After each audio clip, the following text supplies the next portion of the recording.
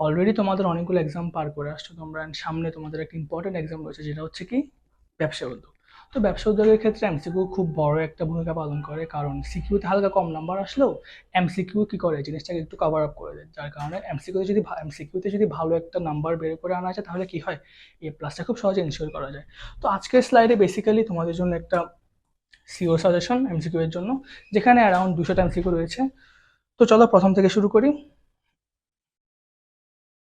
তো প্রথম এমসিকিউ হলো, বিনিময়ের মাধ্যম হিসেবে দুষ্প্রাপ্য শামুক ঝিনুকের ব্যবহার কোন যুগের বৈশিষ্ট্য? এটি হবে মধ্যযুগ।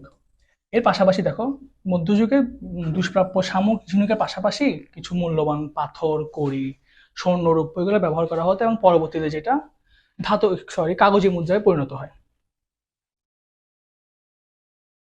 এরপর আসি, কোন বন্দরকে পোর্তো গ্রান্দো নামে অভিহিত করা হতো? পোর্তো গ্রান্দো বলতে হোক কাকে? চট্টগ্রাম বন্দরকে। তোমরা 4 নম্বর অপশনটা দেখো, সপ্তগ্রাম। সপ্তগ্রামকে বলা হতো কি পোর্তো পিকুইনো। এখান থেকে দুইটা এমসিকিউ আসতে পারে, একটা হচ্ছে পোর্তো গ্রান্দো কাকে বলে, পোর্তো গ্রান্দো বলে চট্টগ্রাম বন্দরকে, এবং পোর্তো পিকুইনো কাকে বলা হয়, পোর্তো পিকুইনো বলা হয় সপ্তগ্রামকে। এরপর আসি, বাণিজ্য ভোক্তাদের নিকট পণ্য পৌঁছাতে সহায়তা করে থাকে। অপশনগুলো হলো, স্থানগত বাধা দূর করার মাধ্যমে, হ্যাঁ বাণিজ্য স্থানগত বাধা দূর করে। তারপর সামাজিক সহায়তা দানের মাধ্যমে, না এটা হবে না। এরপর আসে অর্থগত বাধা দূর করার মাধ্যমে, হ্যাঁ এটাও হবে। তাহলে এটা আনসার হবে কত, 1 ও 3। এরপর আসি, মুনাফা অর্জনের লক্ষ্যে উৎপাদিত পণ্য বা সেবা কি করা হয়? মুনাফা অর্জনের লক্ষ্যে উৎপাদিত পণ্য বা সেবা অবভিয়াসলি বিক্রয় করা হয়ে থাকে। এরপর দেখি, ব্যবসায় সর্বদা কি বিদ্যমান থাকে? ব্যবসা সর্বদা কি নিশ্চিত মুনাফা থাকে? না, মুনাফা কখনো নিশ্চিত থাকে না। বেশি মুনাফা, না এটাও হবে না। বীমা, না এটাও হবে না। ঝুঁকি, হ্যাঁ ব্যবসায় সর্বদাই কি থাকে? ঝুঁকি বিদ্যমান থাকে। আনসার হবে ঘ, ঝুঁকি। এরপর আসি, ব্যবসায়ের ক্রমবিকাশের ধারাকে কয়টি পর্যায়ে বিভক্ত করা যায়? এটি হবে 3টি। ওগুলো কি কি? প্রথমে হচ্ছে প্রাচীন যুগ, এরপর আসে মধ্যযুগ, এবং এরপরে আসে কি আধুনিক যুগ।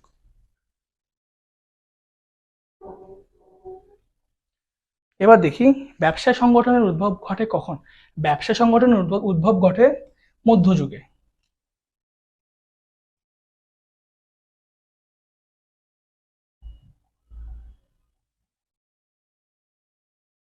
হুম। এবার দেখি, কাগজি মুদ্রা প্রচলন হয় কোন যুগে? আমি তখনই বলেছিলাম যে ধাতব মুদ্রা হয়ে স্বর্ণরৌপ্য হয়ে শেষ পর্যন্ত কিসে চলে যায়, এটা কাগজি মুদ্রায় চলে যায়। তো আমরা কি বলতে পারি তাহলে, কাগজি মুদ্রা প্রচলন হয় কখন? কাগজি মুদ্রা প্রচলন হয় মধ্যযুগে। এবার দেখি, উৎপাদিত সামগ্রী পুনরায় সৃষ্টি বা উৎপাদনের কাজে ব্যবহৃত হয় কোন শিল্পে? এটি হলো প্রজনন শিল্পে।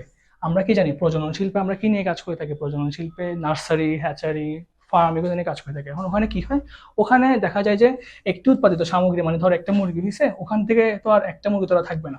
ওই একটা মুরগি থেকে আস্তে আস্তে সংখ্যা কি করতে থাকে, বাড়তে থাকে। তাহলে আমরা কি বলতে পারি, উৎপাদিত সামগ্রী পুনরায় সৃষ্টি বা উৎপাদনের কাজে ব্যবহৃত হয় কোন শিল্পে? এটা হবে প্রজনন শিল্প। এবার দেখি, পানি বা বায়ু হতে প্রাকৃতিক সম্পদ আহরণ করা হয় কোন শিল্পের অন্তর্গত? এটি হলো নিষ্কাশন শিল্প। নিষ্কাশন শিল্পে কি হয়, নিষ্কাশন শিল্পে আমরা প্রাকৃতিক সম্পদ থেকে নানা ধরনের প্রাকৃতিক সম্পদ আহরণ করে থাকি। তাহলে এটার আনসার কি হবে? এটার আনসার হবে ক, নিষ্কাশন শিল্প।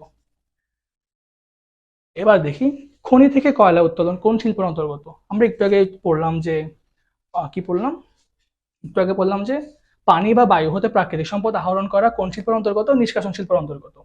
এখানে আমরা দেখতেছি যে খনি থেকে কয়লা উত্তোলন করা হচ্ছে, তাহলে এটা কি হবে? এটাও নিষ্কাশন শিল্প হবে। বাখরাবাদ গ্যাস ফিল্ড থেকে গ্যাস উত্তোলন করা কোন শিল্পের অন্তর্গত? তাহলে এটাও কি হবে?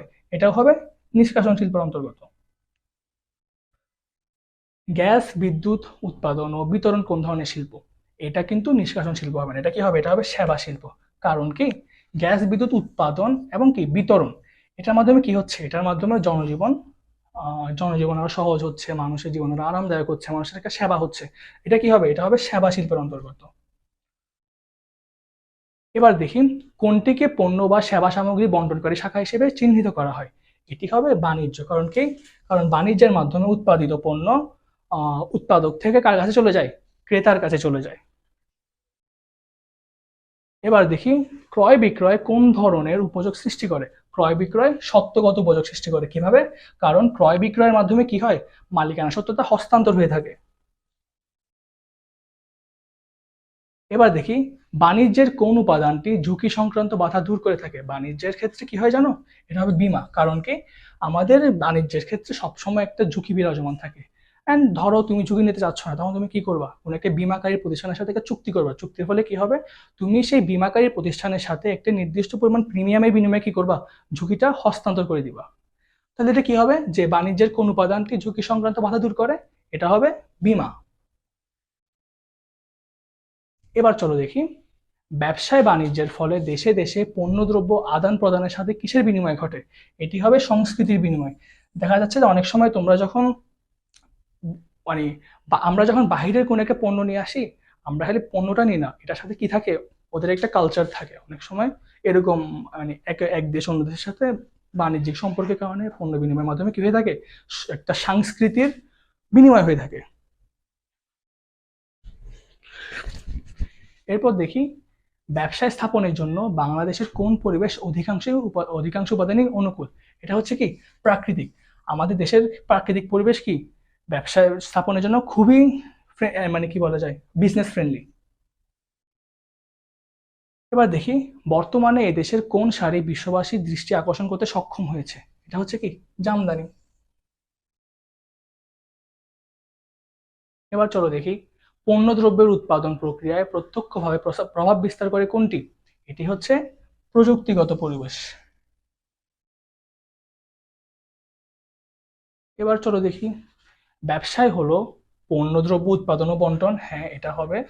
মুনাফার আশায় মাছ চাষ, হ্যাঁ এটাও হবে। পরিবারের জন্য খাদ্য উৎপাদন, এটা হবে না। কেন?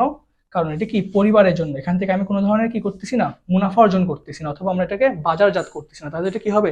এটা হবে 1 ও 2। এবার চলো দেখি, মধ্যযুগের ব্যবসায়ের ক্রমবিকাশের ধারাগুলো হলো বাজার ও সহজ সৃষ্টি, হ্যাঁ মধ্যযুগে বাজার এবং সহজ সৃষ্টি হয়েছিল। শিল্প বিপ্লব না, শিল্প বিপ্লব কখন হয়েছিল? শিল্প বিপ্লব হয়েছিল আধুনিক যুগে। এরপর আসে কাগজে মুদ্রা প্রচলন, হ্যাঁ মধ্যযুগে কি হয়েছিল? কাগজের মুদ্রা প্রচলনও হয়েছিল। এবার চলো এটা দেখি, ব্যবসায়ের ফলে মূলধন গঠিত হয়, হ্যাঁ এটা হয়। সঞ্চয় বৃদ্ধি পায়, হ্যাঁ এটাও হয়। এবং কি শেষে কি দিছে? জাতীয় আয় হ্রাস পায় না। ব্যবসার ক্ষেত্রে জাতীয় আয় কখনো হ্রাস পায় না, উল্টা বৃদ্ধি পায়। কারণ কি? কারণ ব্যবসা থেকে সরকার একটা কি পেয়ে থাকে? একটা ট্যাক্স পেয়ে থাকে। এটার আনসার হবে কি, ক, 1 ও 2। এবার দেখি, মনির সততার সাথে ব্যবসায় পরিচালনা করেন, ব্যবসায়ের মাধ্যমে সম্ভব হয় সঞ্চয় বৃদ্ধি, হ্যাঁ এটা হবে। মূলধন গঠন, হ্যাঁ এটাও হবে।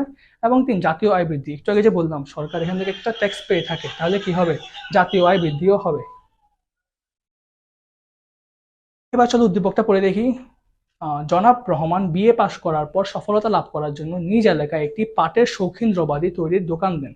বর্তমানে তিনি অধিক মুনাফা অর্জন করছেন। হ্যাঁ দেখো, সে একটা কি করছে, নিজ এলাকায় একটা পাটের দোকান দিছে, পাটের শৌখিন দ্রব্যাদি তৈরির দোকান দিছে, এবং বর্তমানে তিনি অধিক মুনাফা অর্জন করছেন। তাহলে দেখি, জনাব রহমানের কাছ থেকে কি বলা যায়, কি বলা হয়? এটাকে ব্যবসায় বলা হয়। কারণ কি? কারণ এখান থেকে তিনি একটি মুনাফা অর্জন করছেন। এবার দেখি, জনাব রহমানের কাজটি নিচের কোনটির সাথে সংশ্লিষ্ট? মুনাফা অর্জনে লিপ্ত, হ্যাঁ তিনি মুনাফা অর্জন করছেন। অর্থনৈতিক কাজের সাথে জড়িত, হ্যাঁ তিনি অর্থনৈতিক কাজের সাথে জড়িত রয়েছেন। 3, একক নেতৃত্ব না, এখানে কোনো একক নেতৃত্ব নেই। তাহলে এটা কি হবে? 1 এবং 2।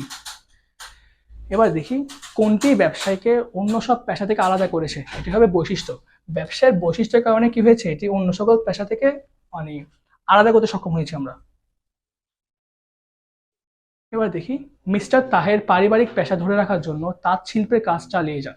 এখানে দেখো, পারিবারিক পেশা ধরে রাখার জন্য, এই জিনিসটা কি জানো? ধরো তোমার একটা পারিবারিক ভাবে একটা জিনিস করে আসতেছে সবাই, হতে পারে সেটা তাঁত শিল্প, হতে পারে সেটা মৃৎশিল্প, অনেক কিছু হতে পারে। এগুলো কি, এগুলো আসলে কি বলে? এগুলোকে আমরা ঐতিহ্য বলে থাকি। আমরা ঐতিহ্য, এগুলোকে ঐতিহ্য বলে থাকি। এখন অনেক জায়গায় দেখবা যে অনেকগুলো পরিবার আছে যারা 100 বছর ধরে একটা জিনিসকে কন্টিনিউ করে আসতেছে, একটা জিনিসের উৎপাদন। এটা কি? এটা তাদের একটা ঐতিহ্য। তাহলে এখানে আনসার কি হবে? এখানে আনসার হবে ঐতিহ্য।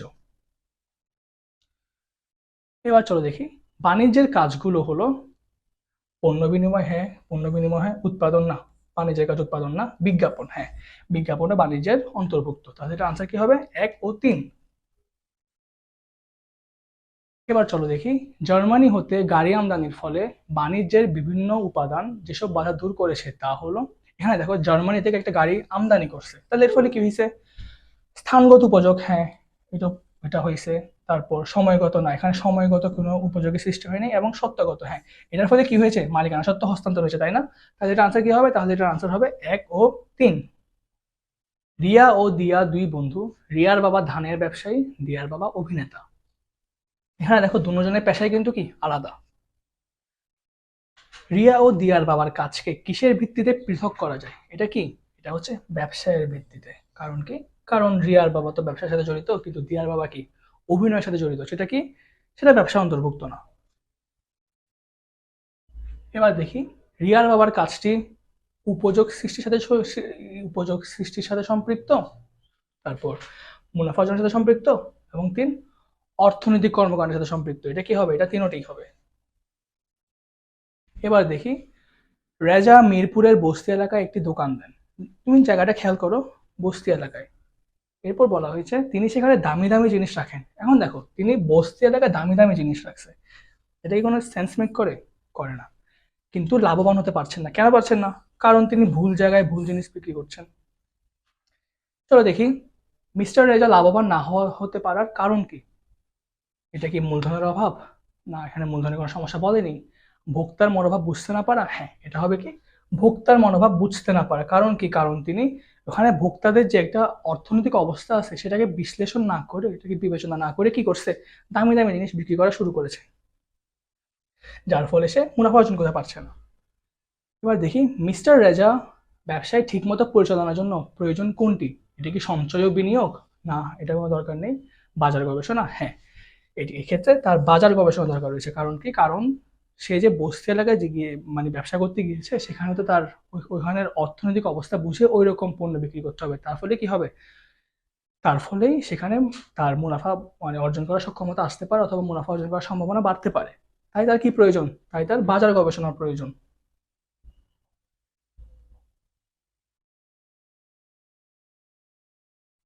চলো এবার আমরা দ্বিতীয় অধ্যায় দেখি।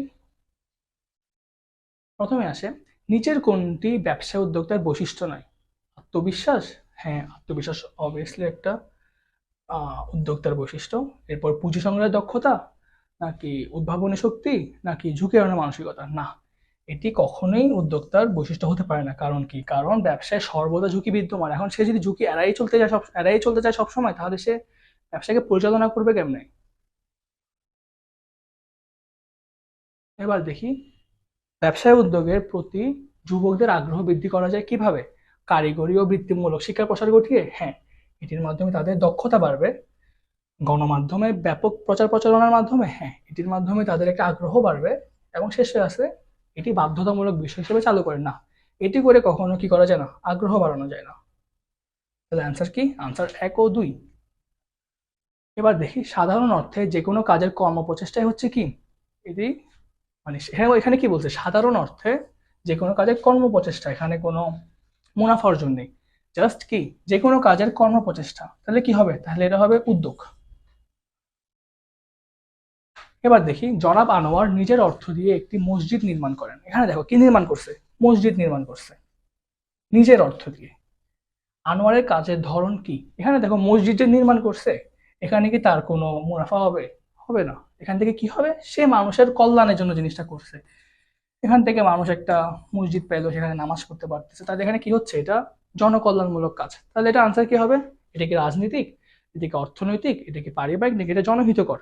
তাহলে এটা কি হবে, জনহিতকর হবে।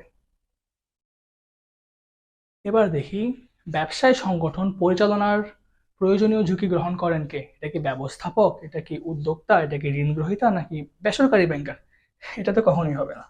এটা আনসার কি, এটার আনসার হবে 2, উদ্যোক্তা। কারণ ব্যবসা সংগঠন পরিচালনার প্রয়োজনীয় ঝুঁকি কে গ্রহণ করবে, উদ্যোক্তা। কারণ কি, তিনি উদ্যোগ নিয়েছেন, তাহলে কি করবে, তিনি এটা পরিচালনা করবেন, তো ঝুঁকি অবভিয়াসলি সেই গ্রহণ করবে।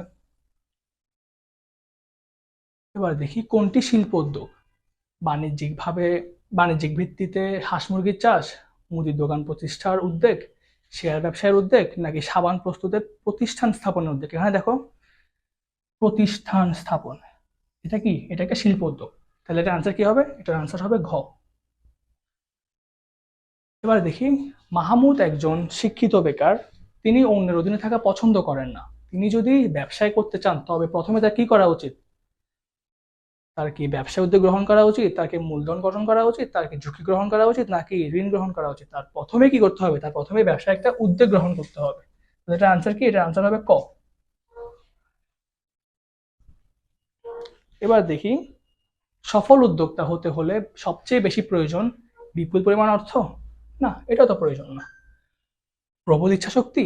হ্যাঁ, এটা করতে প্রবল ইচ্ছাশক্তি লাগবে। কারণ কি? কারণ তার যদি ইচ্ছাশক্তি না থাকে, সে অল্পতে হার মেনে ফেলবে, সে অল্পতে মোটিভেশন হারায় ফেলবে, এবং তার ফলে কি হবে? সে সফল হতে পারবে না। অ্যান্সার খ। এবার দেখি ম্যাথসোসিটা, অনেক ফেমাস একটা কোম্পানি। ম্যাথসোসিটা কোন দেশের কোম্পানি? ম্যাথসোসিটা হলো জাপানের কোম্পানি।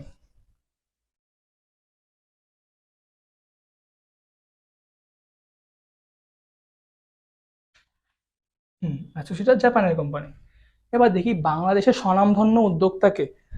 এটা কি নোসুকে ম্যাথসোসিটা? না, এটা তো নাম দেখেই বোঝা যায় এটা হবে না। Henry Ford? অবভিয়াসলি না, নাম দেখে বোঝা যাচ্ছে। আমিনুল ইসলাম নাকি জহুরুল ইসলাম?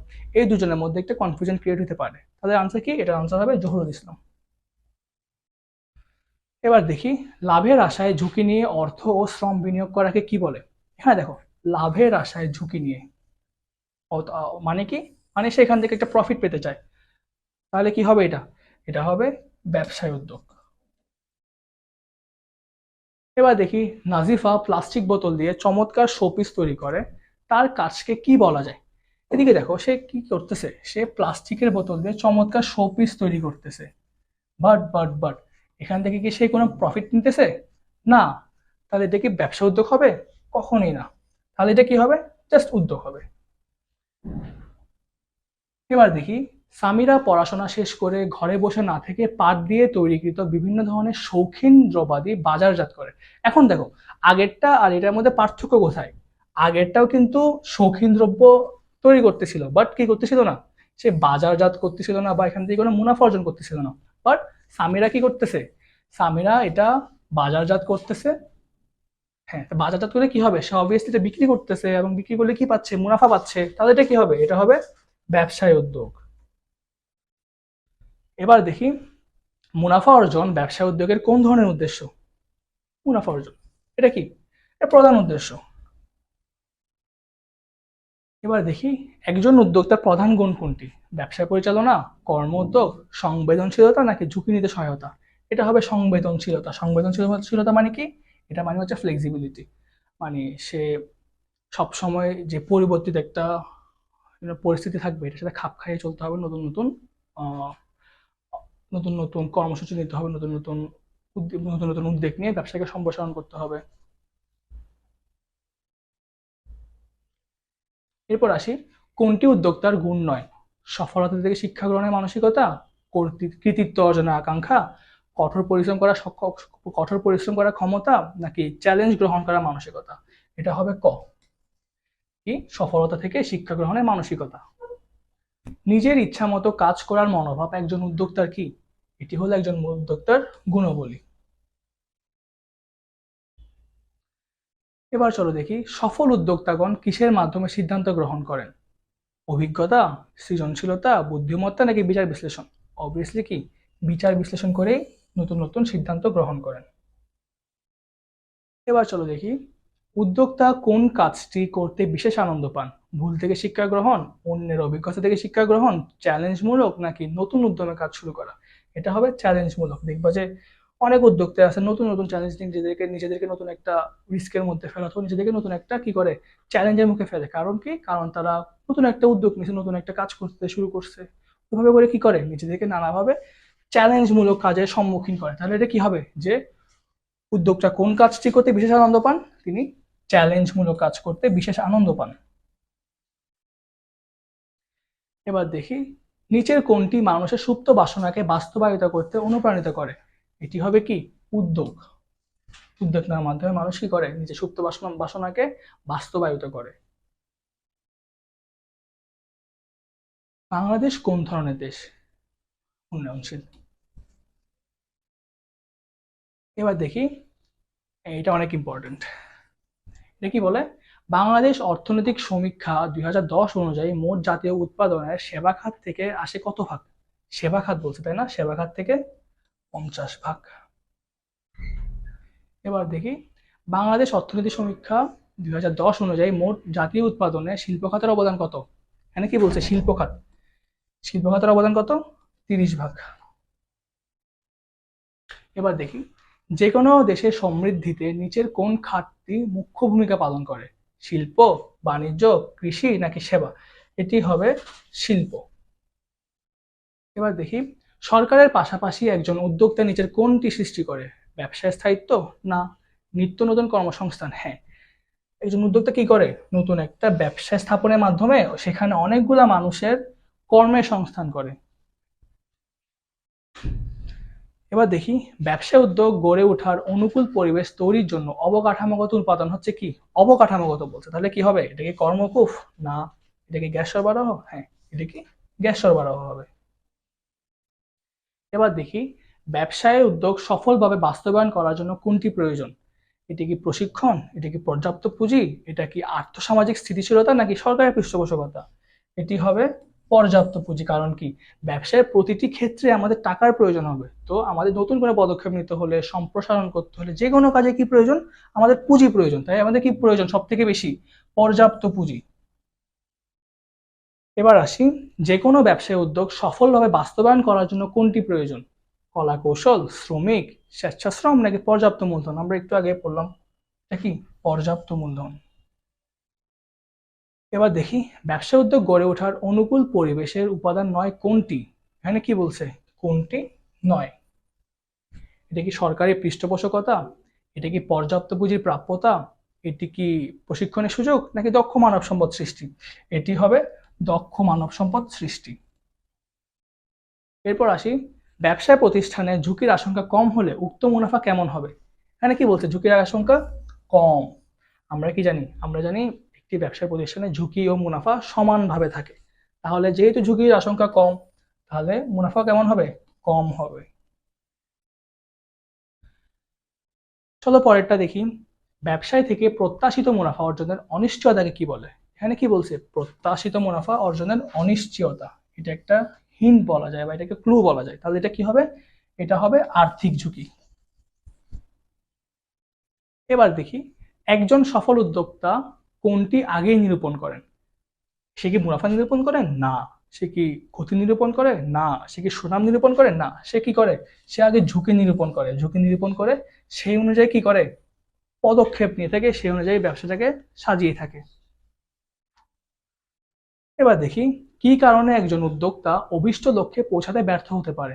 ঘন ঘন সরকার পরিবর্তন, তারপর অধিক মূলধনের জন্য, শ্রমিকের সংখ্যাধিক্য নাকি নিজের প্রতি অত্যাধিক বিশ্বাস? এটা হবে অ্যান্সার কি? নিজের প্রতি অত্যাধিক বিশ্বাস। আমরা কি জানি যে কনফিডেন্স ভালো কিন্তু ওভার কনফিডেন্স ভালো না। কেন? কারণ ওভার কনফিডেন্স তোমাকে ভুল সিদ্ধান্ত নিতে সাহায্য করবে এবং তুমি ভুল সিদ্ধান্ত নিয়েও খুব বেশি কনফিডেন্ট থাকবা, বাট পরে যে দেখবা তুমি ব্যর্থ হয়ে গেছো। এরপর আসি বাংলাদেশে ব্যবসা উদ্যোগ উন্নয়ন বাধাগ্রস্ত হওয়ার প্রধান কারণ কোনটি? অনুকূল পরিবেশের অভাব, মেধার অভাব? না, আমাদের কোনো মেধার অভাব নেই, আমাদের খুব বেশি মেধা আছে। এরপর দক্ষতার অভাব? না, তেমন একটা দক্ষতাও না। এবার কি মাত্রাতিরিক্ত জনসংখ্যা? না, এটা হবে না। তাহলে আনসার কি হবে? এটা আনসার হবে ক, অনুকূল পরিবেশের অভাব। এরপর দেখি বাংলাদেশে ব্যবসায় উদ্যোগ উন্নয়নের বাধা দূরীকরণের উপায় কোনটি? কারিগরি ও বৃত্তিমূলক শিক্ষার অপর্যাপ্ততা? না, এটা হবে না। চাকরির প্রতি অধিক আগ্রহ, প্রয়োজনীয় অর্থ সংস্থানের অভাব নাকি ব্যাপক প্রশিক্ষণ কর্মসূচি গ্রহণ করতে হবে? এটা হবে যে 4, ব্যাপক প্রশিক্ষণ কর্মসূচি গ্রহণ করতে হবে। কারণ এটি করার মাধ্যমে মানুষ আরো দক্ষ হবে। এরপর আসি যে কোনো উদ্যোগ গ্রহণের ক্ষেত্রে প্রয়োজন ইচ্ছা। হ্যাঁ, ইচ্ছা তো লাগবেই। কর্মপ্রচেষ্টা এটাও লাগবে। পরিশ্রম এটাও লাগবে, সবগুলোই লাগবে। তাহলে আনসার কি? আনসার 1, 2, 3। এরপর দেখি জনকল্যাণমূলক কাজের মধ্যে পড়ে স্কুল কলেজ প্রতিষ্ঠা। হ্যাঁ, এটা তো জনকল্যাণমূলক। খেলাধুলা ক্লাব এটাও জনকল্যাণমূলক। হাসপাতাল এটাও জনকল্যাণমূলক। তাহলে আনসার কি? আনসার 1, 2, 3। এরপর আসি ব্যবসায় উদ্যোগের বৈশিষ্ট্য হলো পরিমিত ঝুঁকি নিতে সহায়তা করা, নতুন সম্পদ সৃষ্টি করা। এটা হবে শারীরিকভাবে দেশের অর্থনৈতিক উন্নয়নে অবদান রাখা। এটাও হবে, এটাও হবে। 1, 2, 3। এরপর আসি উদ্যোক্তার গুণাবলী হলো সৃজনশীলতা। হ্যাঁ, তার সৃজনশীলতা রয়েছে। পুঁজি সংগ্রহের ক্ষমতা এটাও প্রয়োজন। উদ্ভাবনী শক্তি এটাও প্রয়োজন। তাহলে আনসার কি 1 2 3। ব্যবসায় উদ্যোগ দেশের আর্থসামাজিক উন্নয়নে অবদান রাখতে পারে সম্পদের সঠিক ব্যবহারের মাধ্যমে। হ্যাঁ, এটির মাধ্যমে কিন্তু সম্পদের সঠিক ব্যবহার হয়ে থাকে। জাতীয় উৎপাদন ও আয় বৃদ্ধি, হ্যাঁ এটির মাধ্যমে উৎপাদনও বাড়ে, আয়ও বাড়ে। কারণ কি আয় আয় কেমনে বাড়ে বলছিলাম একটু আগে, ট্যাক্স। আর উৎপাদন বাড়ে কেমনে? তুমি নতুন একটা জিনিস উৎপাদন করতেছো, এটার মাধ্যমে অবভিয়াসলি কি হবে, জাতীয় উৎপাদন বাড়বে দক্ষ মানব সম্পদ সৃষ্টির মাধ্যমে। তাহলে আনসার কি? আনসার হচ্ছে 1 2 3, তিনটাই হবে। এরপর আসি, ব্যবসায় উদ্যোগ গড়ে ওঠার অনুকূল পরিবেশ হচ্ছে আর্থসামাজিক স্থিতিশীলতা, সুস্থ পরিকল্পনা, 3 উন্নত অবকাঠামোগত উপাদান। এটি হবে 1 2 3 সবগুলো। ব্যবসায় উদ্যোগ গড়ে ওঠার অনুকূল পরিবেশ হলো দক্ষ মানব সম্পদ সৃষ্টি, সরকারি পৃষ্ঠপোষকতা, 3 প্রশিক্ষণের সুযোগ। এখানে অ্যান্সার হবে 2 ও 3। এই যে 2 ও 3। এবার আসি, ব্যবসায় উদ্যোগের উন্নয়নে বাধা কোনটি? চাকরির প্রতি অধিক আগ্রহ, হ্যাঁ এটা। অর্থ সংস্থানের অভাব, এটাও। বৃত্তিমূলক শিক্ষার অপর্যাপ্ততা, এটাও। আনসার কি 1 2 3।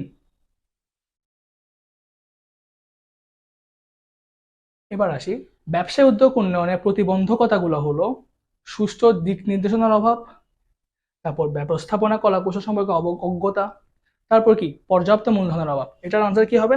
এটার আনসার হবে 1 ও 3, অর্থাৎ সুষ্ঠু দিক নির্দেশনার অভাব এবং কি পর্যাপ্ত মূলধনের অভাব। এবার আসি, বাংলাদেশের ব্যবসায় উদ্যোগ উন্নয়নে অন্তরায় সমূহ দূর করা যায় পর্যাপ্ত প্রশিক্ষণের মাধ্যমে, হ্যাঁ। তারপর বাস্তবমুখী পরিকল্পনার মাধ্যমে, হ্যাঁ। কর্মসংস্থান সৃষ্টির মাধ্যমে, না এটা লাগতেছে না। কারণ কি কর্মসংস্থান সৃষ্টি করলে কেউ কি আর বেকার থাকবে? থাকবে না। বেকার না থাকলে কি কেউ উদ্যোগ গ্রহণ করবে? করবে না। তাহলে এটা কি হবে না, এটা অ্যান্সার হবে না। এটা অ্যান্সার কি 1 ও 2। এবার দেখি, আমাদের দেশে ব্যবসায় উদ্যোগ উন্নয়নে সফলতা লাভের উপায় কি? হাতে কলমে শিক্ষার ব্যবস্থা করা, হ্যাঁ। জনগণকে সচেতন করা, হ্যাঁ। ধর্মীয় অনুশাসন মেনে চলা, না এটা কোনোভাবে কাজে আসবে না। আসবে মানে অন্যভাবে আসবে, কিন্তু এখানে আসবে না আর কি। তাহলে আনসার কি? তাহলে আনসার হচ্ছে 1 ও 2। এবার দেখে একটু উদ্দীপক আসলো, ব্যস্ততম শহর বরিশালের অনিন্দ বুটিক হাউসের মালিক আরিফা এসএসসি পরীক্ষা দেওয়ার সময় সংসারের প্রয়োজনে পার্ট টাইম চাকরি নিয়েছিলেন। সামান্য পুঁজি নিয়ে ব্যবসায় করে তিনি আজ সফল উদ্যোক্তার তালিকায় নাম লিখিয়েছেন। তার প্রতিষ্ঠানে 40 জন লোকের কর্মসংস্থান হয়েছে। এবার দেখি, দেশকে এগিয়ে নিতে আরিফার মতো উদ্যোক্তারা ভূমিকা রাখেন কর্মসংস্থান তৈরির মাধ্যমে, হ্যাঁ সে কিন্তু 40 জনের কর্মসংস্থান করেছে। গ্রামীণ অবকাঠামো উন্নয়নে, হ্যাঁ এটাও। জীবনযাত্রার মান উন্নয়নে, হ্যাঁ এটাও। তাহলে অ্যান্সার কত? অ্যান্সার হবে 1 2 ও 3। এবার দেখি, আরিফার মধ্যে সফল উদ্যোক্তার যে গুণ পরিলক্ষিত হয়, পরিবার সচলতা, না শিক্ষাগত যোগ্যতা, কঠোর পরিশ্রম করা মানে কঠোর পরিশ্রম করার ক্ষমতা, 4 জানার আগ্রহ। এটা কি কঠোর পরিশ্রম করার ক্ষমতা। এবার আরেকটু উদ্দীপক দেখি, জনাব মিরাজ গবাদি পশুর মোটা তাজাকরণের উপর স্থানীয় যুব প্রশিক্ষণ কেন্দ্র থেকে প্রশিক্ষণ গ্রহণ করেন। প্রশিক্ষণ শেষে নিজ বাড়িতে গবাদি পশু মোটা তাজা করার খামার শুরু করার সিদ্ধান্ত নেন। তিনি তার বড় ভাই ঝুঁকির কথা বলে তার বড় ভাই ঝুঁকির কথা বলে তাকে নিরুৎসাহিত করার চেষ্টা করেন। দেখো, তার বড় ভাই কি করছে, ঝুঁকির কথা বলে ডিমোটিভেট করতে চাইছে। জনাব মিরাজের গবাদি পশুর খামার শুরু করার কাছ থেকে কি বলে? এটিকে ব্যবসায় উদ্যোগ বলে।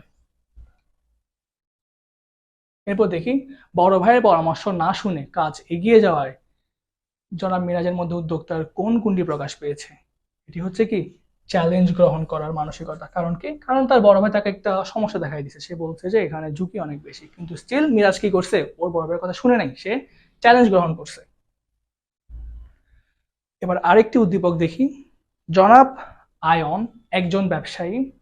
তিনি উক্ত ব্যবসায় থেকে 2020 সালে একটি নির্দিষ্ট পরিমাণ মুনাফা অর্জনের আশা করেছিল, কিন্তু মহামারীর কারণে কাঙ্ক্ষিত মুনাফা অর্জন সম্ভব হয়নি। এবার দেখি, জনাব আয়নের প্রত্যাশিত মুনাফা অর্জিত না হওয়াকে কি বলে? এটাকে বলে ঝুঁকি। কারণ কি? সে যে প্রত্যাশিত যে মুনাফাটা সে যে মুনাফাটা প্রত্যাশা করেছিল, সেটা কি করতে পারে নাই, অর্জন করতে পারে নাই। তাহলে এটা কি? এটাকে ঝুঁকি বলে। এবার দেখি, জনাব আয়ন কিভাবে ব্যবসায় সফল হবেন? ঝুঁকি পূর্ব নিরূপণ করে, হ্যাঁ সে যদি আগে থেকে ঝুঁকি নিরূপণ করতে পারে তাহলে কি হবে, সে ওইটা অনুযায়ী প্রয়োজনীয় পদক্ষেপ গ্রহণ করতে পারবে। এরপর ঝুঁকি হ্রাসের ব্যবস্থা করে, হ্যাঁ সে ঝুঁকি হ্রাস করলে তো অবভিয়াসলি সফল হবে। এরপর আসে কি পরিমিত পরিমাণ ঝুঁকি গ্রহণ করে, হ্যাঁ তোমাকে সিচুয়েশন বুঝে ওই অনুযায়ী ঝুঁকি গ্রহণ করতে হবে কম বেশি করে। তাহলে অ্যান্সার কি 1 2 3।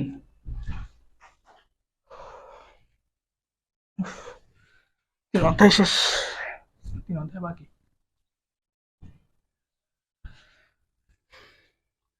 সাতটা, 7:30।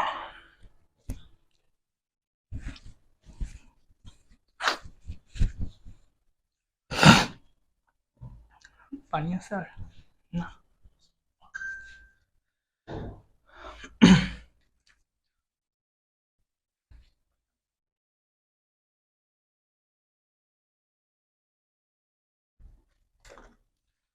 তো চলো এখন, আচ্ছা না আবার দেখি। তো চলো এখন চতুর্থ অধ্যায় দেখি। অংশীদারি ব্যবসায় কখন আস্থা সংকট দেখা দেয়? সিদ্ধান্ত গ্রহণে বিলম্ব হলে, চুক্তি লিখিত না হলে, মুনাফা কম হলে, নাকি পারস্পরিক বিশ্বাসযোগ্যতা হারালে? তুমি দেখো অংশীদারি ব্যবসায় কিসের উপর টিকে থাকে? পরস্পরের উপর একটা বিশ্বাস, একটা আস্থার উপর। এখন এখানে যদি পারস্পরিক একটা বিশ্বাসযোগ্যতা হারায়, ওদের কি ব্যবসায় কন্টিনিউ করা সহজ হবে? তাদের মধ্যে একটা আস্থা সংকট দেখা দিবে না? এই জন্য এটার আনসার কি? এটার আনসার 4। এবার দেখি মালিকানার ভিত্তিতে ব্যবসা সংগঠন কত প্রকার? এটি 5 প্রকার। এরপর আসি শহরে এক মালিকানা ব্যবসায় করতে হলে কোথা থেকে ট্রেড লাইসেন্স সংগ্রহ করতে হয়? এখানে কি বলছে, শহরে বলছে না? শহরে হলে এটা কি হবে? পৌরসভা হবে। এবার দেখি এক মালিকানা ব্যবসায়ী মিস্টার শফিক শহরে ব্যবসায় করতে কোথা থেকে ট্রেড লাইসেন্স সংগ্রহ করবে? এখানে কি বলছে? শহরে। শহরে হলে কি বলছিলাম? পৌরসভা। এবার দেখি পচনশীল জাতীয় পণ্য কোন ধরনের ব্যবসা সংগঠন উপযোগী? দেখো এটা পচনশীল না। পচনশীলের ক্ষেত্রে তোমাকে হইতে পারে খুব জলদি একটা সিদ্ধান্ত নিতে হবে, অথবা খুব জলদি ব্যবসাকে চেঞ্জ করতে হইতে পারে, কোনো একটা নতুন মুভ নিতে হইতে পারে। তো সেক্ষেত্রে কি তুমি কি একটা বড় একটা মানে একটা অংশীদারি হোক, অংশীদারিতে পারবা তুমি? অংশীদারিতে কখনোই পারবা না। কেন পারবা না? কারণ অংশীদারিতে তোমার ওর থেকে মতামত নিতে হবে, ওর থেকে ক্লারিফিকেশন নিতে হবে, সিওরিটি নিতে হবে, তারপর যে তুমি একটা সিদ্ধান্ত নিবা। বাট তুমি যখন এটা এক মালিকানা ভাবে চলাবা, এককভাবে চলাবা, তখন সম্পূর্ণ পাওয়ারটা তোমার কাছে থাকবে। তুমি চাইলেই ইচ্ছা মতো সিদ্ধান্ত বা প্রসিজিওর এগুলো চেঞ্জ করতে পারবা। তাহলে কি পচনশীল জাতীয় পণ্যের জন্য এক মালিকানা জাতীয় ব্যবসা সংগঠন উপযোগী। এরপর আসি ইনু মিনু দিনু চুক্তিবদ্ধ হয়ে ব্যবসায় করতে চায়, তাদের ব্যবসায় ধরন হলো, হ্যাঁ দেখো 3 জন চুক্তিবদ্ধ, অলরেডি 2টাই ক্লু দিয়ে দিয়েছে। তাহলে কি হবে? এটা অংশীদারি হবে। 18 বছরের কম বয়স্ক ব্যক্তিও অংশীদারি ব্যবসায়ের কোন ধরনের অংশীদার হতে পারে? এটা কি সাধারণ অংশীদার, এটা কি ঘুমন্ত অংশীদার, এটা কি আপাত দৃষ্টিতে অংশীদার, নাকি সীমিত অংশীদার? সে হবে সীমিত অংশীদার।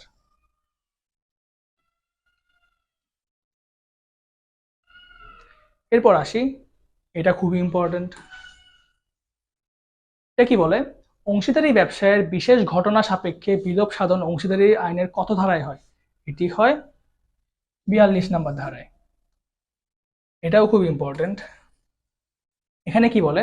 যে কোনো অংশীদার লিখিত বিজ্ঞপ্তি দিলে আইনের কোন ধারা মতে অংশীদারি ব্যবসায় বিলোপ সাধন হয়? এটি হবে কি 43। এটাও খুবই ইম্পর্টেন্ট।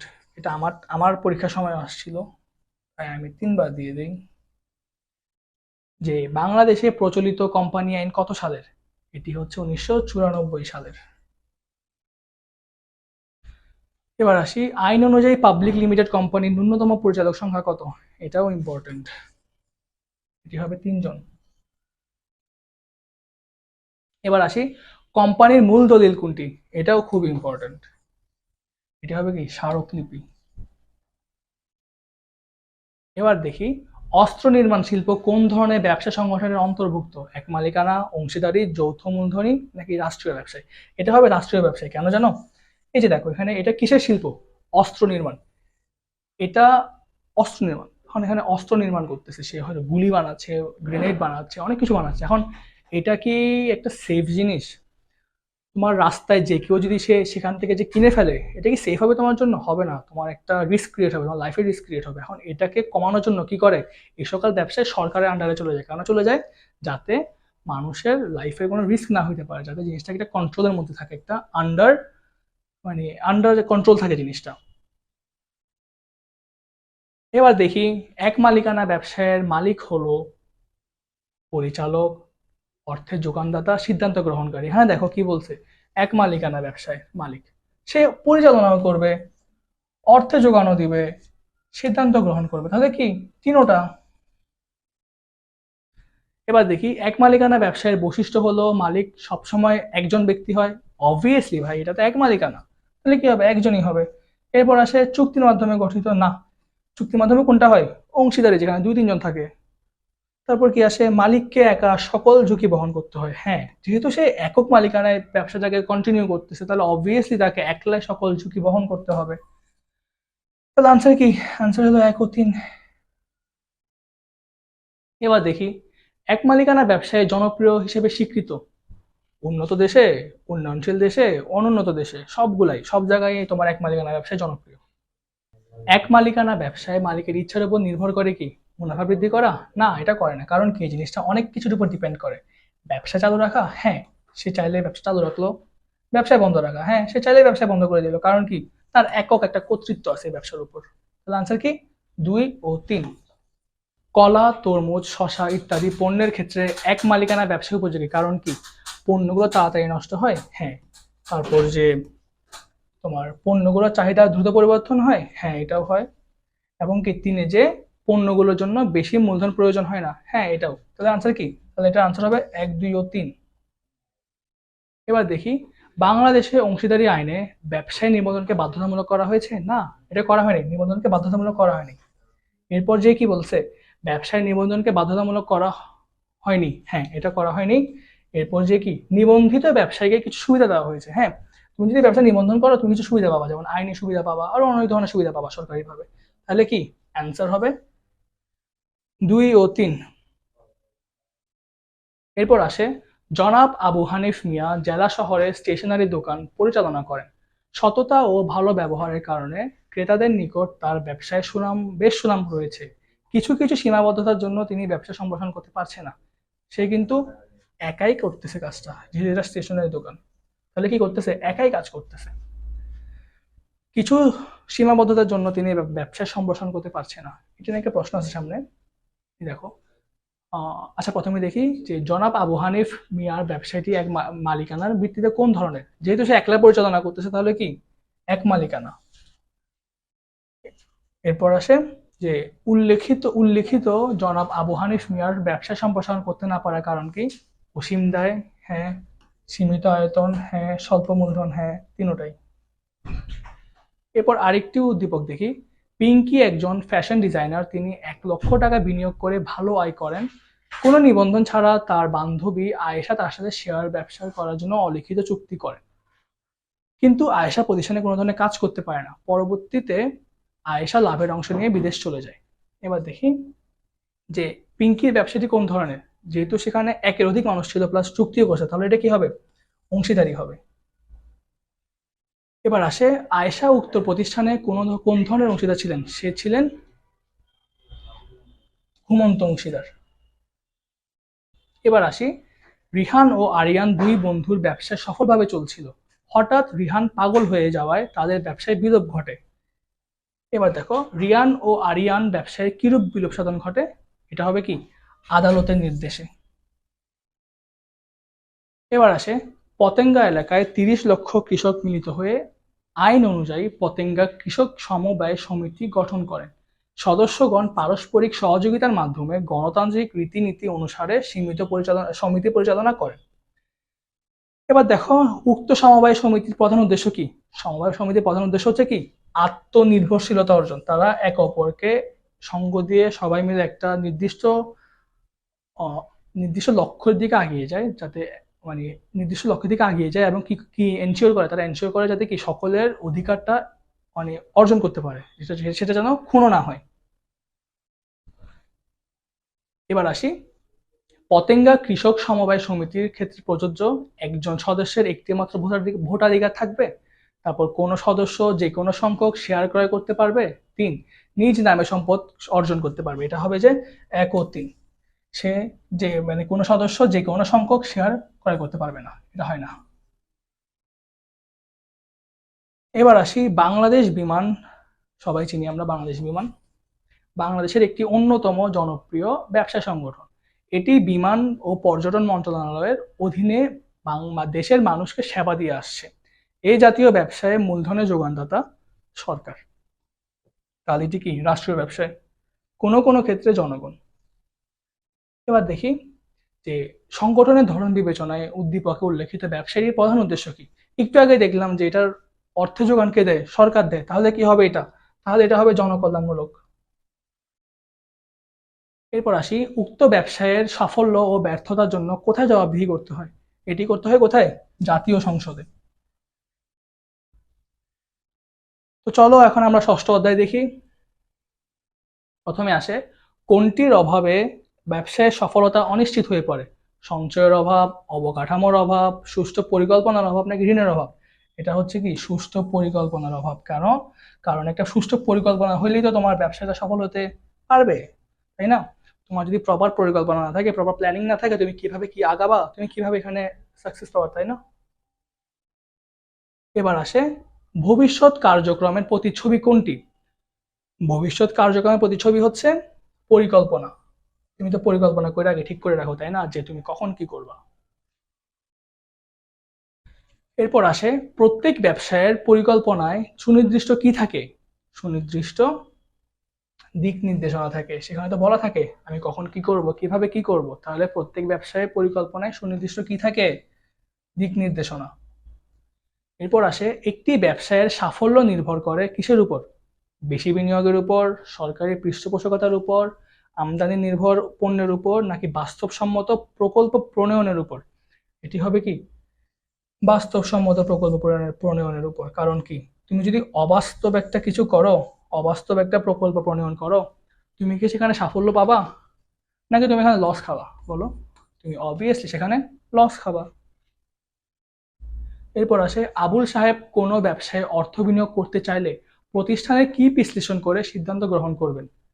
তার আগে ব্যবসায়ের পরিকল্পনাটাকে বিশ্লেষণ করতে হবে, তাহলে তিনি বুঝবেন যে সে যে এখানে অর্থ বিনিয়োগ করতে চাচ্ছে, এটা কি তার যে মানে উদ্দেশ্য রয়েছে সেটাকে কি ফুলফিল করতে পারবে কি পারবে না।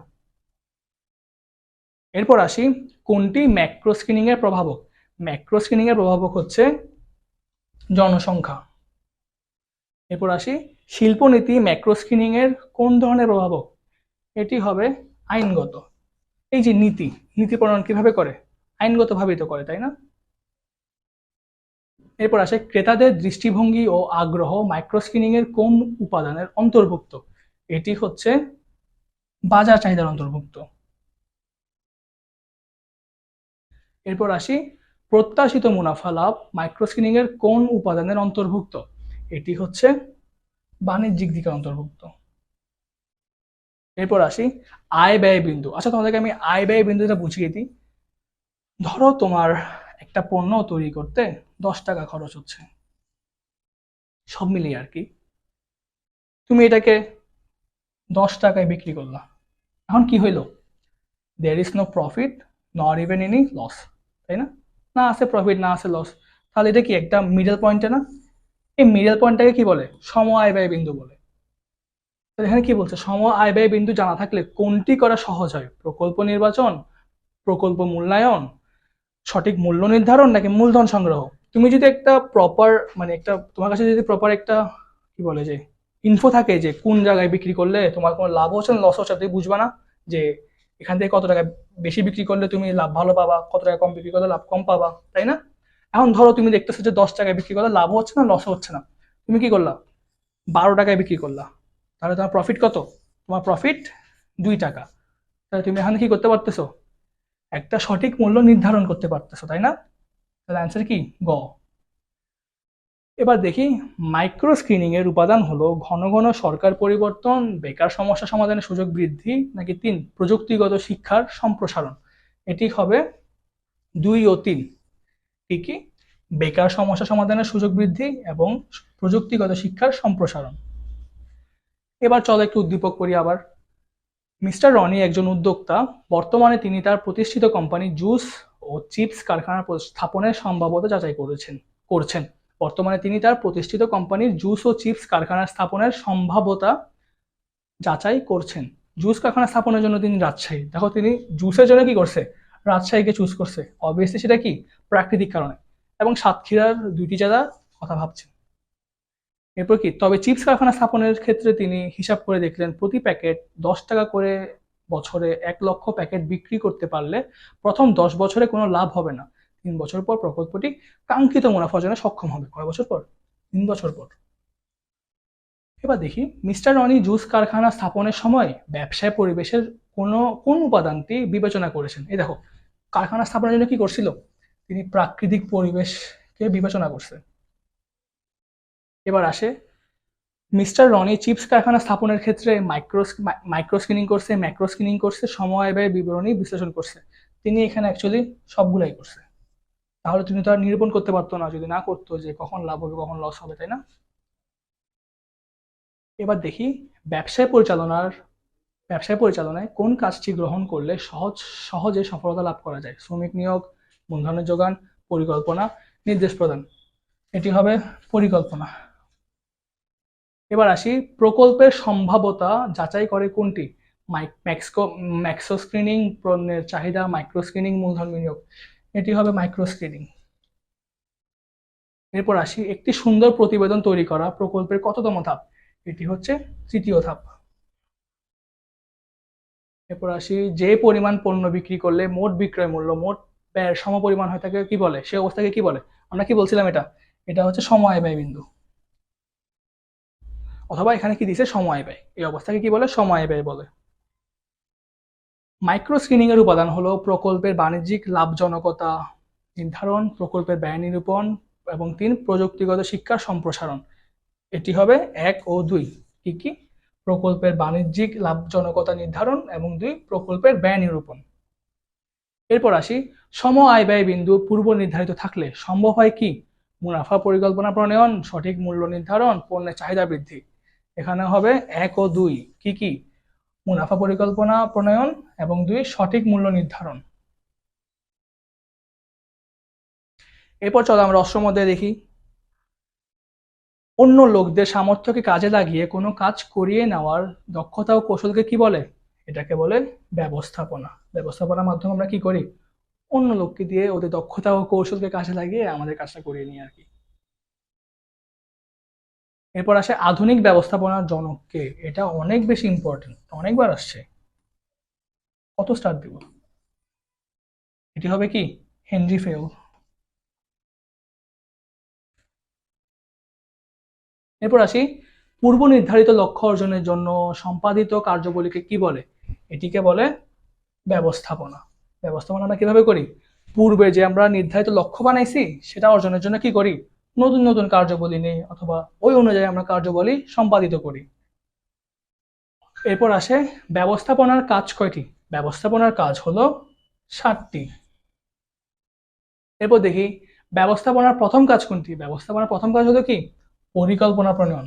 পরিকল্পনা না করলে কিছু করা যায়? তাই কি করতে হয়, সবার আগে আমাদের পরিকল্পনা করতে হয়।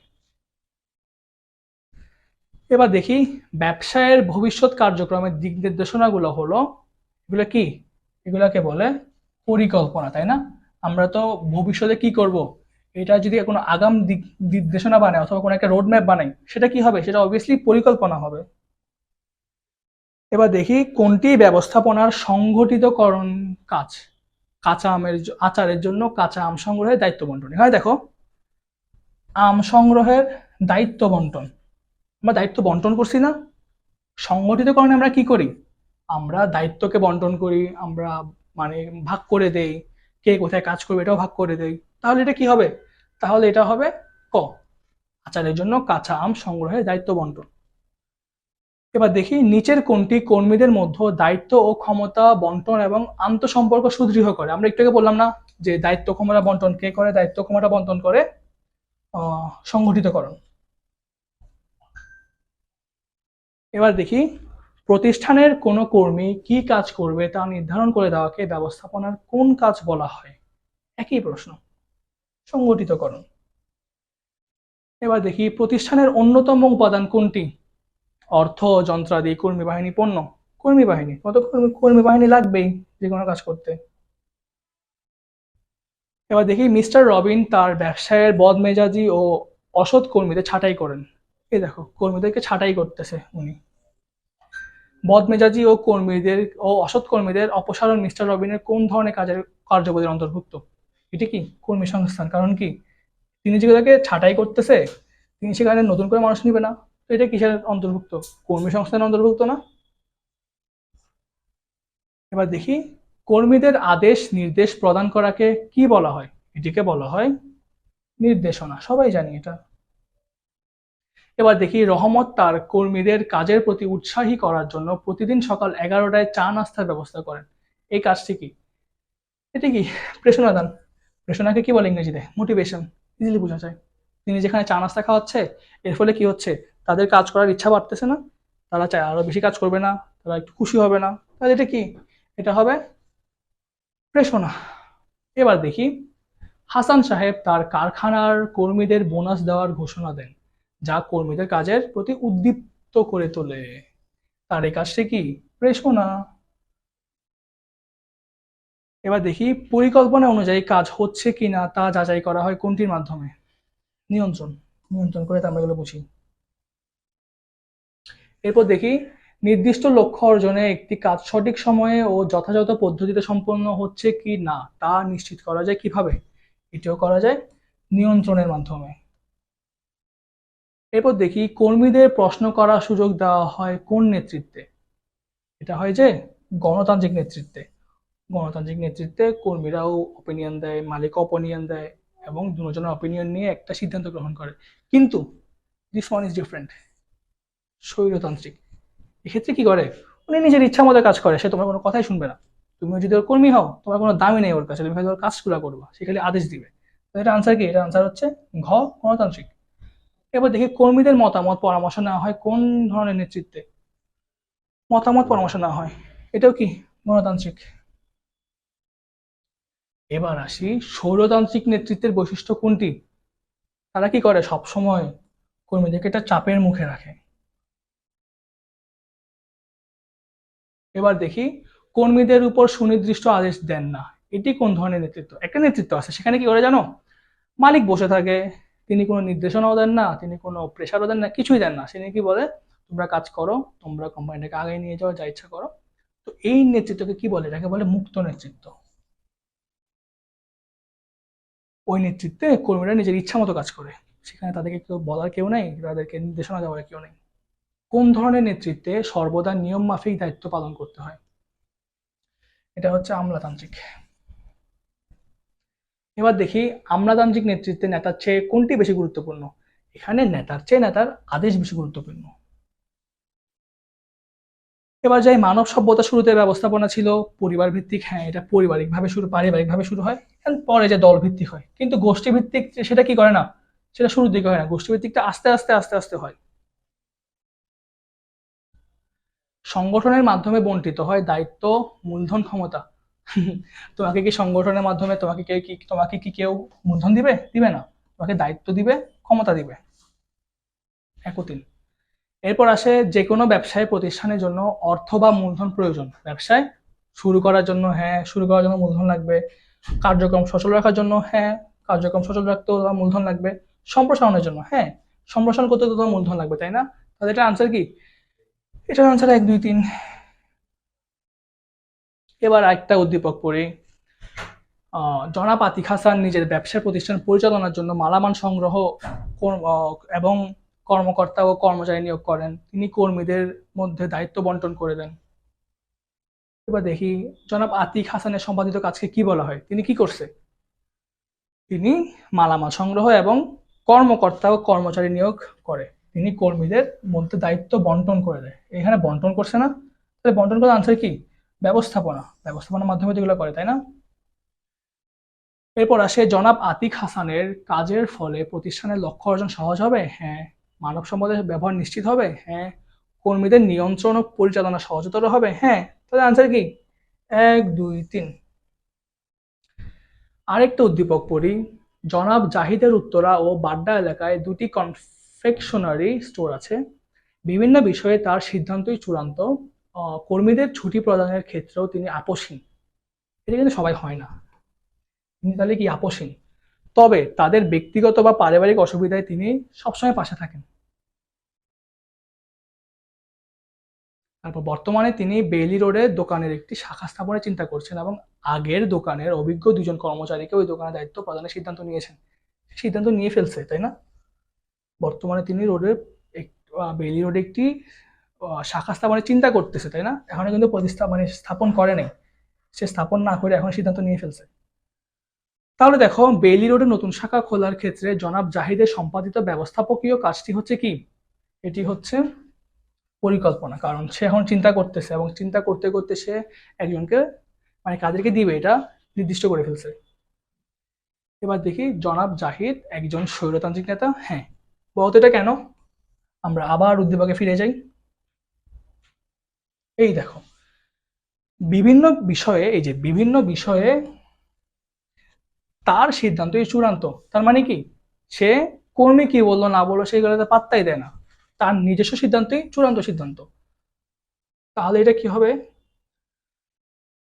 তাহলে সে, হ্যাঁ, ভুল আনসার দেখা ফেলছি। সে একজন স্বৈরতান্ত্রিক নেতা, অবভিয়াসলি। জেন্ডার সচেতন গুণসম্পন্ন নেতা, সেখানে এই বিষয়ে কোনো কিছুই বলা হয়নি।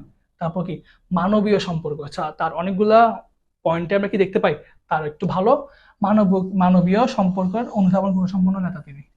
তার মধ্যে এগুলো দেখা একটু তার মধ্যে মানবীয় গুণ একটু ভালো আর কি। আনসার কি? তাহলে আনসার হচ্ছে 1 ও 3।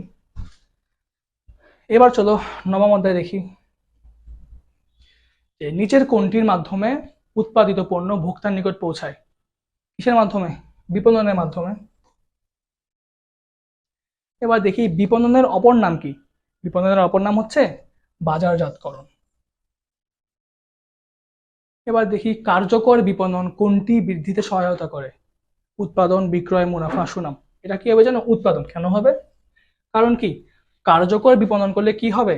তোমার বিক্রয় বাড়বে, চাহিদা বাড়বে। তখন কি করতে হবে তোমার? তখন তোমার উৎপাদন বাড়াতে হবে না? তোমার যে সাপ্লাই, যে নিড আছে, এটাকে ফুলফিল করতে। এরপর আসে বিপণনের কাজ কয়টি? বিপণনের কাজ 9টি। এবার দেখি, বিপণনের আবশ্যকীয় কাজ কোনটি? বিপণনের আবশ্যকীয় কাজ হচ্ছে বিক্রয়। বিপণন তো করাই হয় বিক্রি করার জন্য, তাই না? পণ্যটাকে ক্রেতার কাছে বিক্রি করার জন্য, পাঠানোর জন্য। তাহলে কি, অবভিয়াসলি এটার আবশ্যকীয় কাজ কি? বিক্রয়। এবার দেখি, পরিবহন কোন ধরনের উপযোগ সৃষ্টি করে? পরিবহন, তাই না? পরিবহন করলে কি হয়? তোমার পণ্যটা এক জায়গা থেকে আরেক জায়গায় গেল, তাহলে কি হলো? স্থান পরিবর্তন হয়েছে না একটা? তাহলে এটা কি করবে? স্থানগত উপযোগ সৃষ্টি করবে। এবার আসে গুদামজাতকরণ। গুদামজাতকরণ কাকে বলে? এটাকে স্টোর করে রাখা।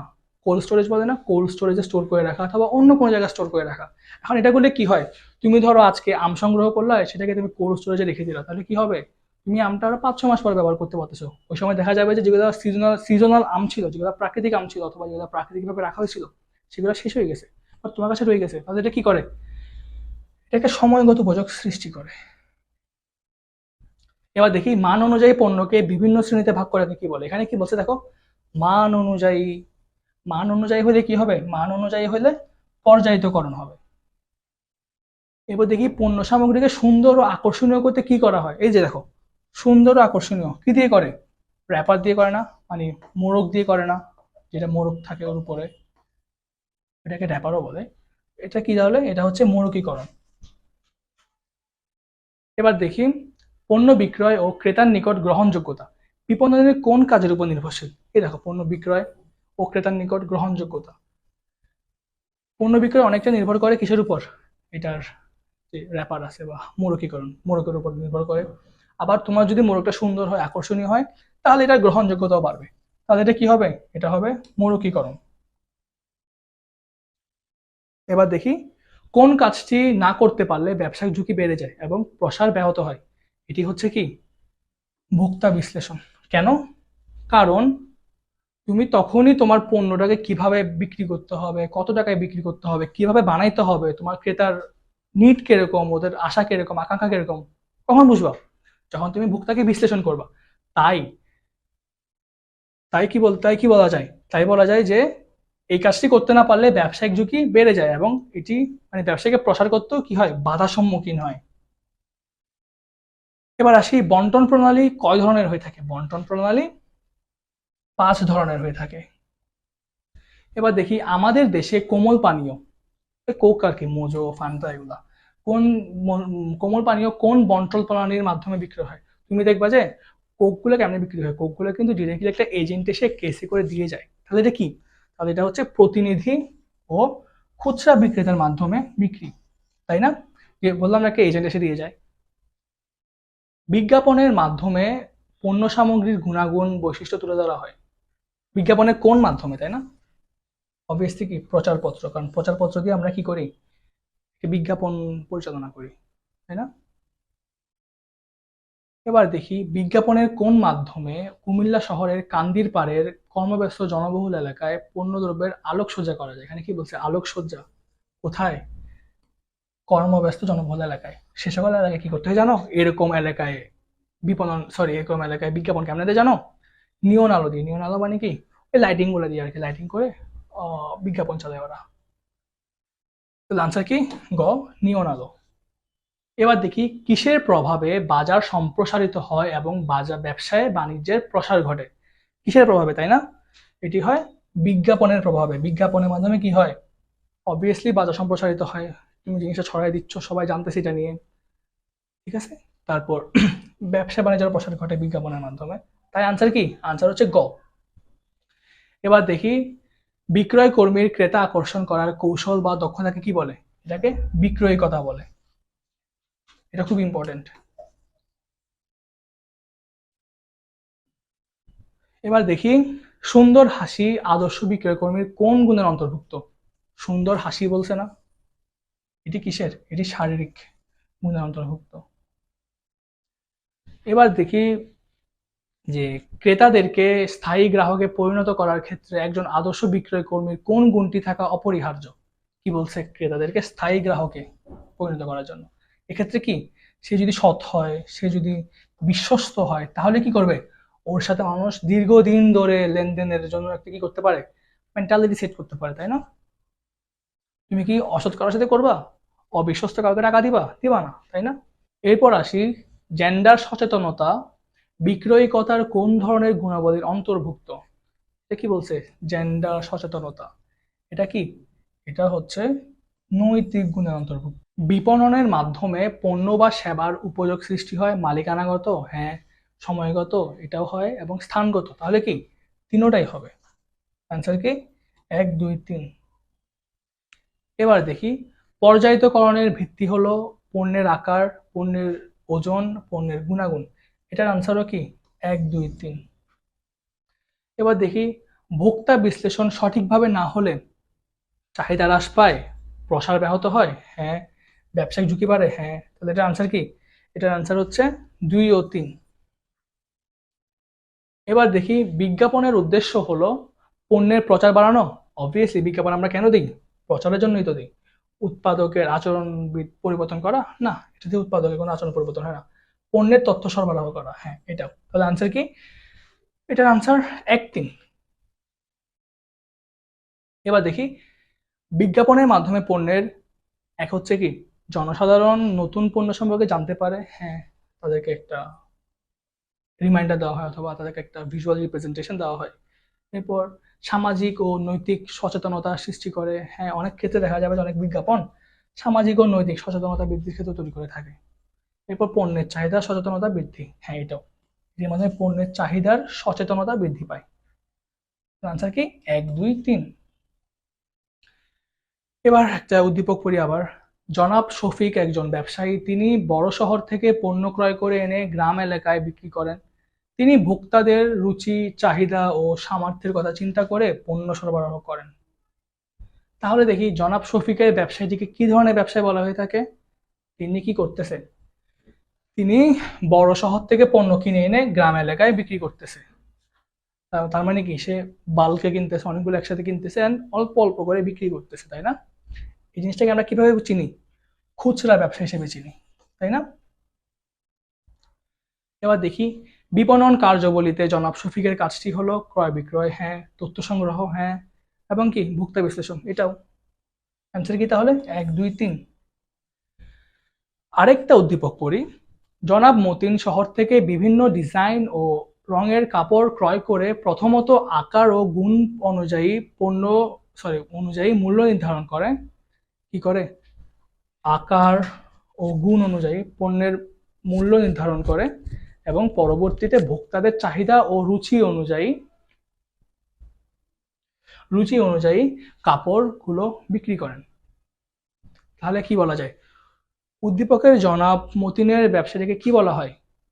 তিনি কি করতেছে দেখো তো, তিনি শহর থেকে আবার কিনে আনতেছে, তাই না? মানে বাল্কে কিনে আনতেছে, অল্প অল্প করে বিক্রি করতেছে, তাহলে এটা কি?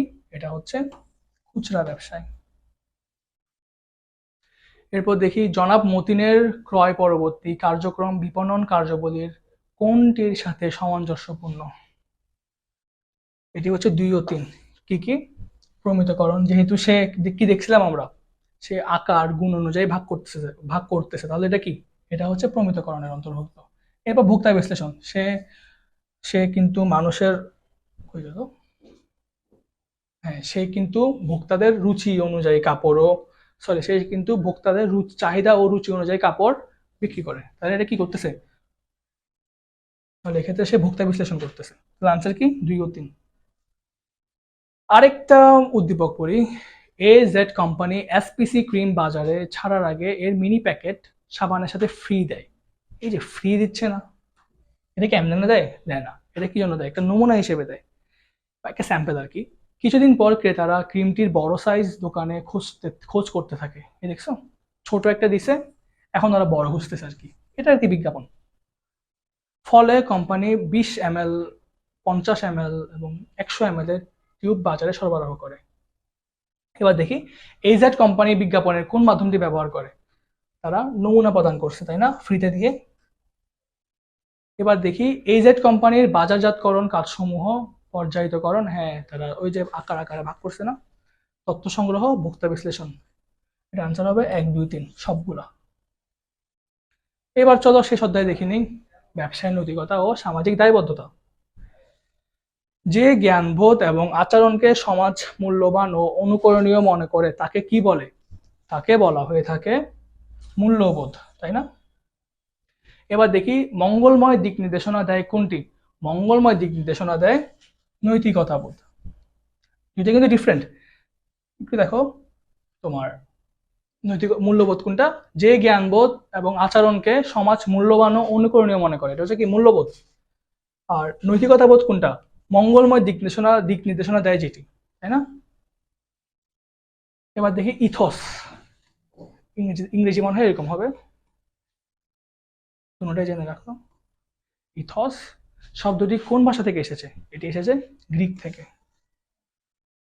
ইথস থেকে এথিক্স, আই গেস এরকমই। এরপর দেখি, মানব আচরণের মানদণ্ড হিসেবে বিবেচিত হয় কোনটি? মানব আচরণের মানদণ্ড হিসেবে বিবেচিত হয় নৈতিকতা। এরপর আসি, মানুষের ভালো মন্দের বিচার বিশ্লেষণ করে সঠিকটি গ্রহণ করাকে কি বলে? এটিকে বলা হয়ে থাকে নৈতিকতা। এবার দেখি, একজন ব্যবসায়ীর সমাজের প্রতি দায়বদ্ধতা হলো বেকার সমস্যা দূর করা, পণ্যের কৃত্রিম সংকট তৈরি করা। এটা কি কখনো হবে? এটা কি কখনো একটা দায়বদ্ধতা হবে ওর? না, এটা তো একটা বেআইনি কাজ, এটা তো একটা খারাপ কাজ, তাই না? এটা কি হবে? 1 ও 3। এরপর আসি, প্রতিষ্ঠানের শ্রমিক কর্মচারীদের প্রতি ব্যবসায়ের সামাজিক দায়বদ্ধতা হচ্ছে পণ্যের বাজার স্থিতিশীল রাখা, চাকরির নিরাপত্তার বিধান করা। এটা কি বলছে? শ্রমিক ও কর্মচারীদের প্রতি না? এটার সাথে কি ওদের কোনো সম্পর্ক আছে? নাই। বাট চাকরির নিরাপত্তা অনেক ইম্পর্টেন্ট। প্রশিক্ষণ ও পদোন্নতির ব্যবস্থা করা, এটা অনেক ইম্পর্টেন্ট। তাহলে আনসার কি? অ্যান্সার হচ্ছে 2 ও 3। এই যে 2 ও 3। Now here comes the last one. Rajiv একজন ব্যবসায়ী, তার জ্ঞানবোধ এবং ব্যবসায়িক আচরণ সকলের জন্য অনুকরণীয়। তার এই মূল্যবান ও অনুকরণীয় জ্ঞানবোধ ও আচরণকে কি বলে? এটাকে বলে ব্যবসায়িক মূল্যবোধ।